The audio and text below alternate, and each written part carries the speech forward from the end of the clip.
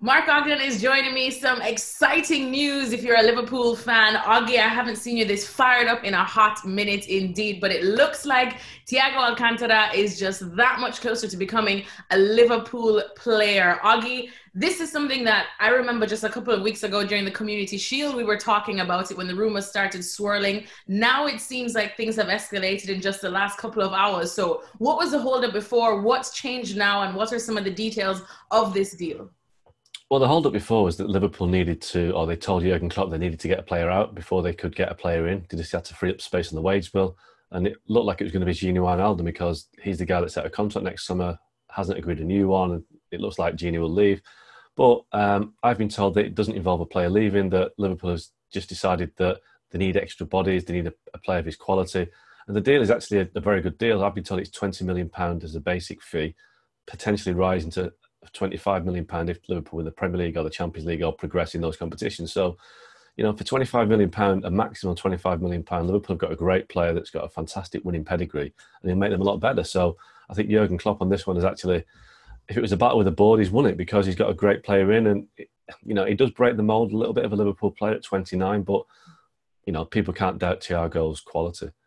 That's what I was saying. I think I saw a stat of he's 29 years old and has won over 20 trophies already. So I'm pretty sure Liverpool fans will love to help them continue to winning trophies. And again, just throwing it back to our Community Shield show, we spoke with our friend of the show as well, Don Hutchison here at ESPN FC. And he said he thinks that Thiago is a player that adds a different layer to Liverpool, almost that X factor, as if they didn't have that already. So what do you think he's going to bring to this current Liverpool team? How do you see him fitting in? And what could it mean for probably certain players like Gini Wijnaldum and maybe some more?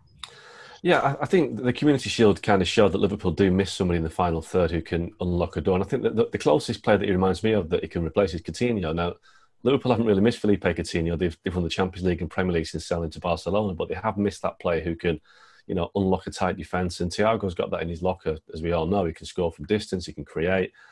You know, I think the player that's really most certain by this is Naby Keita. I don't think Keita's had a great couple of years at Liverpool. I think he's still, you know, trying to find his feet.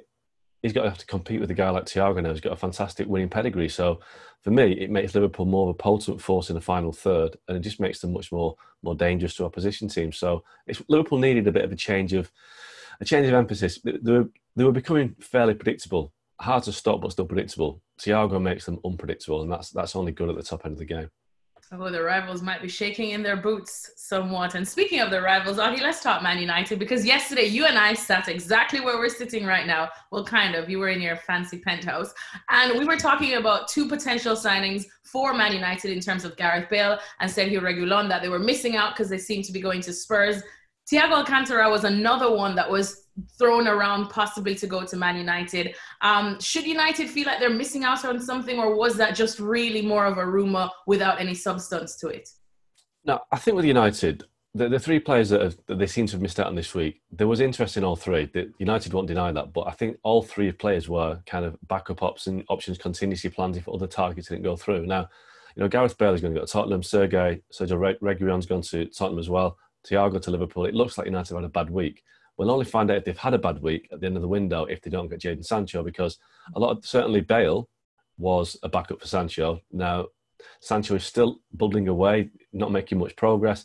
Thiago, they looked at it and the wages were too high, and you know they have brought in Donny van de Beek from Ajax this year. They brought in Bruno Fernandes from Spurs in January. So Thiago wasn't really a priority. And as for the left back, Reguilon, you know, there are other options there. So United will say that these guys were on our radar, but not at the top of the radar. But if they get to October the 5th, the deadline, they don't bring anybody in, they miss out on Sancho, miss out on the left back. Question marks will be asked again. Why can't Man United get deals done? Why do they leave it so late? And if they've missed out on these guys because they're not quite ready to go for them because they're other targets, then again, it's bad planning because they should have got these deals done earlier. We're getting on for October now. It's been a long summer window and they've brought in one player. So I can see why United fans are getting frustrated, but ultimately the players that have moved this week haven't been top targets. The big issue will come if they don't get Sancho. Well, thank you very much for watching ESPN on YouTube. For more sports highlights and analysis, be sure to download the ESPN app. And for live streaming, premium content, and let's not forget as well, ESPN FC 7 days a week. Subscribe to ESPN+.